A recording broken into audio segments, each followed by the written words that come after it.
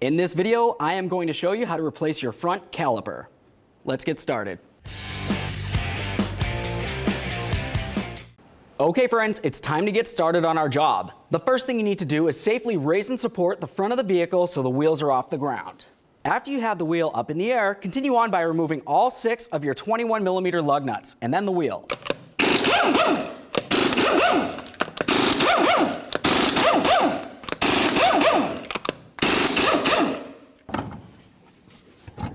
Now that we have the wheel off of there, we have a nice clear view of our front caliper.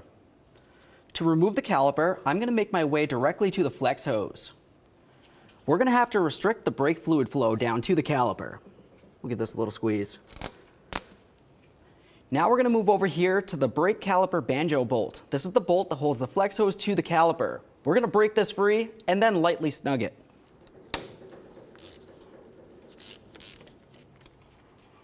The next thing that I would want to do would be to try to push in my 2 caliper pistons.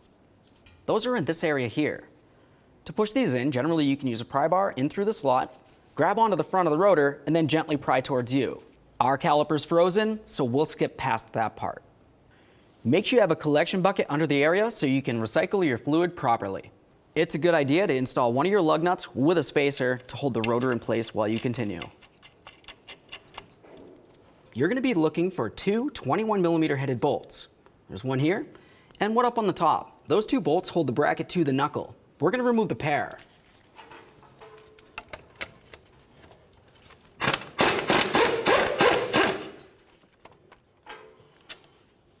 Once you have it out of there, just give it a quick inspection. Assuming it looks good, let's put it back in, just a few threads. Now I don't have to worry about the caliper falling when I remove my second bolt.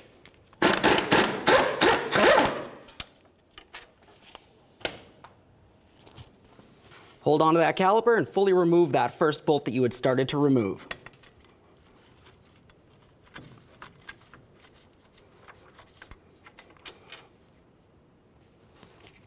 Carefully slide the caliper off of your rotor. Now it's time to remove the brake pads. To remove the brake pads, you can easily reach up inside here and pull the pad towards the center.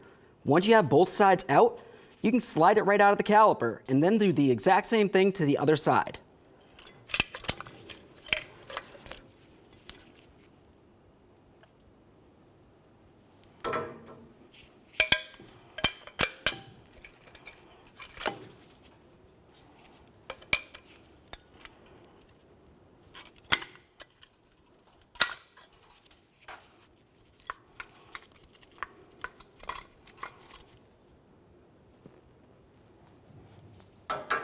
Now it's time to hold the caliper over your collection bucket and remove your banjo bolt.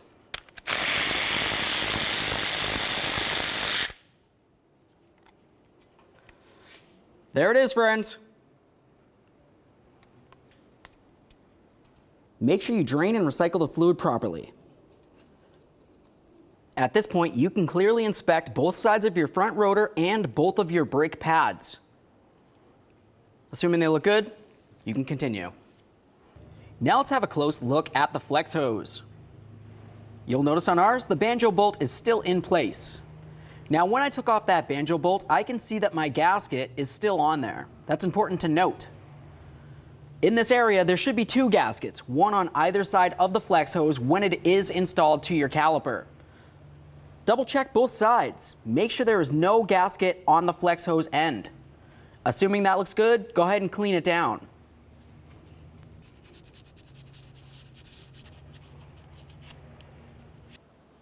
Now it's time to prepare our brand new caliper. It's going to be very easy overall. Have a look from the backside, remove each of those 2 slider bolts. We'll use a 14mm.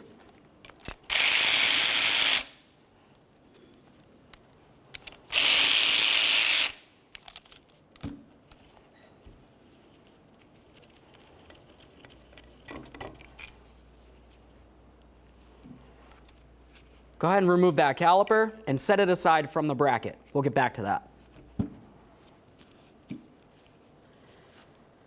Now once you have that separated, continue on to each of your slider pins. It's important to grab onto the boot, give it a twist, breaking it free from the bracket. Once you've done that, carefully remove the slider pin and make sure that it's well lubricated. This looks great.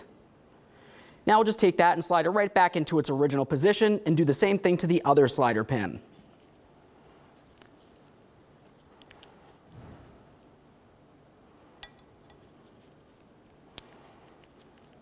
Now at this point, we're going to move along to two areas on the bracket.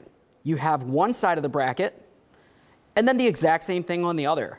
We're going to have to add some lubricant inside of each of these two ears on either side of the bracket. When you do this, you only need a thin amount of high temperature lubricant.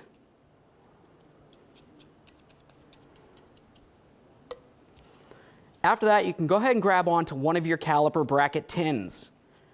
The back side is this side. It protrudes in the center. We're going to take that and slide it right up against the caliper and slide it into position. Once you have it slid into position, grab right here in the center and pull it up and towards you. That makes sure that it's locked in place.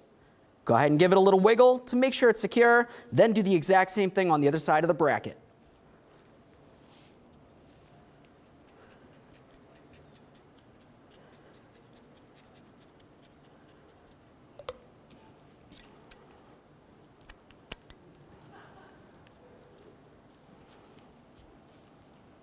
Now let's have a look at the other part of the caliper.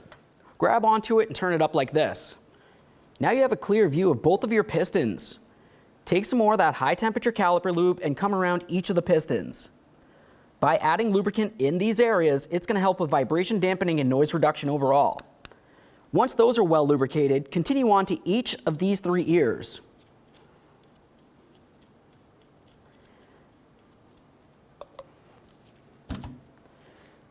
Now let's have a look at this area. You'll notice on the caliper, it came with a brand new banjo bolt and it came with two new gaskets. Go ahead and remove those.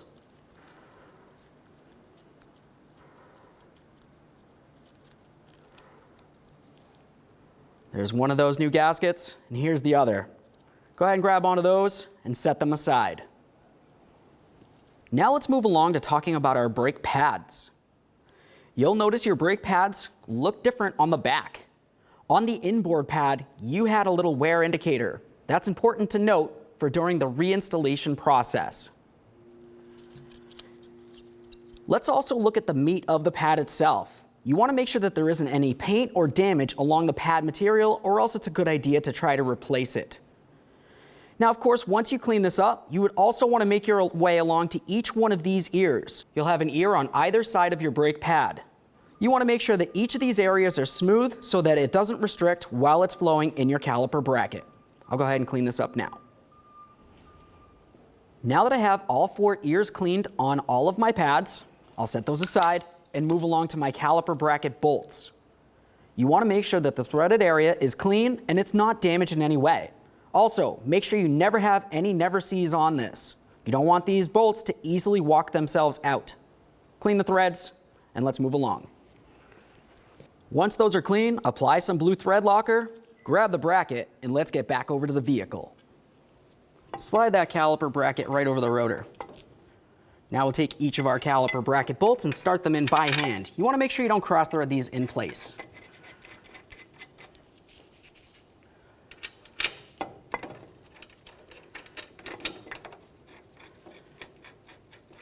At this point, you can bottom out each of these bolts and then torque them to 155 foot-pounds.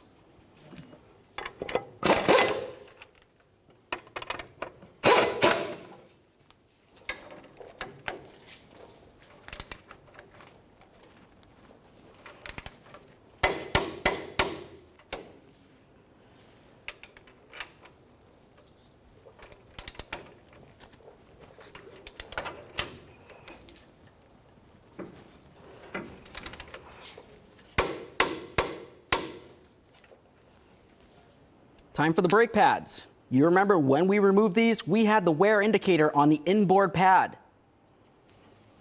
Slide that into place. You want to make sure it slides right in and it can move. If you have to use a hammer or force it in, more than likely the pads are not cleaned up properly and you're going to find you have a brake issue. These tins just clip on. Now we're going to slide the caliper into position. You'll notice on your slider pins, they have a flat area and then they have rounded areas. You want to make sure you have one of the flat edges up against this area on the caliper itself.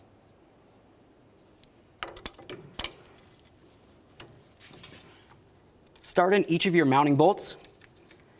Once they're both started, go ahead and snug them up and then torque them to 32 foot-pounds.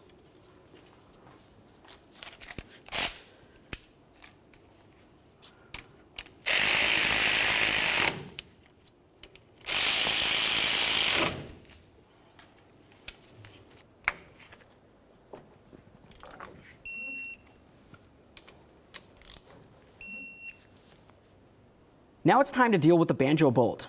You should notice it has two gaskets with it. I'm going to remove one of my gaskets and hold it in my hand. Let's grab that flex hose. You'll notice one side of the flex hose has this area that protrudes outward. That's the side that faces towards the caliper. Let's take that banjo bolt with one of our gaskets and slide it through this area of the flex hose. Take that other gasket and put it on the other end. Now you have a gasket on both sides of the flex hose. Take that flex hose, line up the banjo bolt and the stud that comes off of the hose into the holes on the caliper. Now you can bottom out the banjo bolt. Once you have this bottomed out, torque it to 23 foot-pounds. Grab onto that flex hose, give it a wiggle to make sure it's secure. The next thing we're going to do is move over to this area. This is your bleeder screw. Remove the rubber cover. Set that aside because you will be reusing it. We'll move over here and remove these from the flex hose.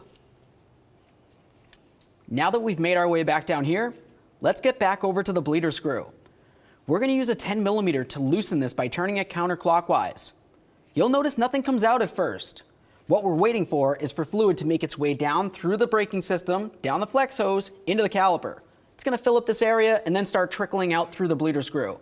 Make sure you have hand and eye protection, of course, and that collection bucket under the area.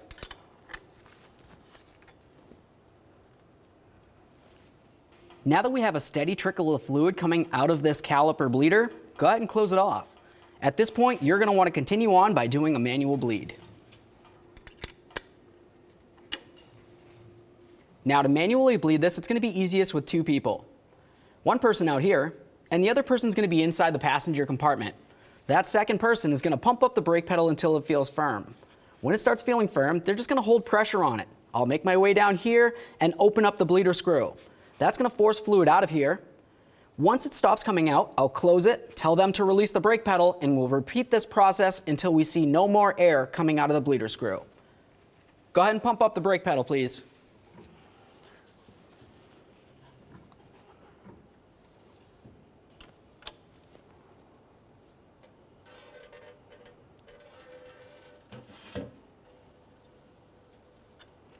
Go ahead and pump.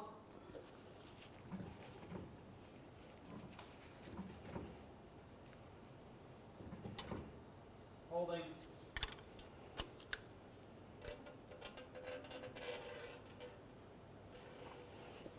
Now that last time, I didn't see any air coming out of the system.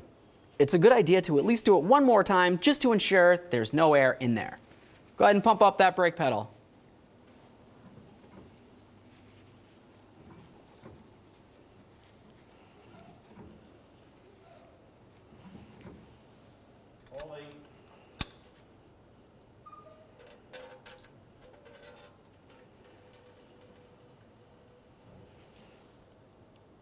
See, at the very end, I got a whole bunch of air bubbles.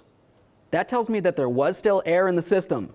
If I left it like that, we would have poor braking. Go ahead and pump up the brake pedal again.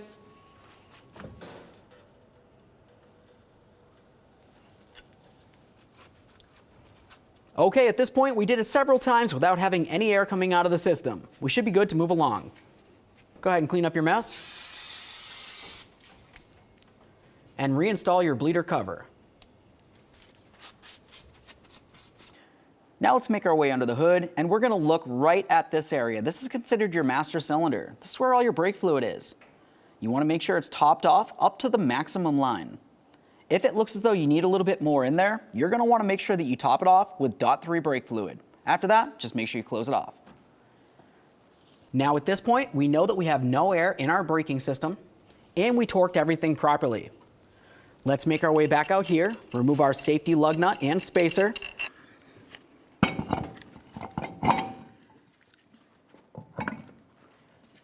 At this point, you're ready to reinstall your wheel. We'll start on all 6 of our 21mm lug nuts, snug up the lug nuts, get the wheel safely back down on the ground, and then torque each of them to 97 foot-pounds.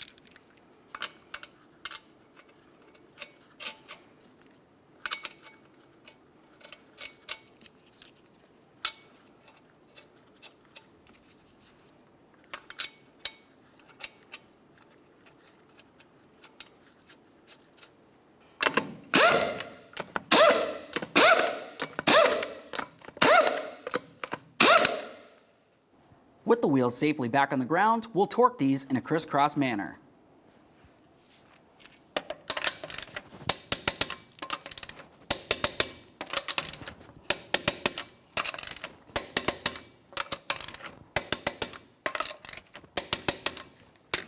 Torqued. Okay, friend, we showed you how to replace your front caliper assembly. Go ahead and take it for a road test. Make sure the brakes feel okay. Aside from that, thanks for watching. When only the best will do, demand TRQ. The only company that lets you view before you do. TRQ is committed to offering the highest quality aftermarket auto parts that are engineered for peace of mind. Thanks for using and viewing with TRQ.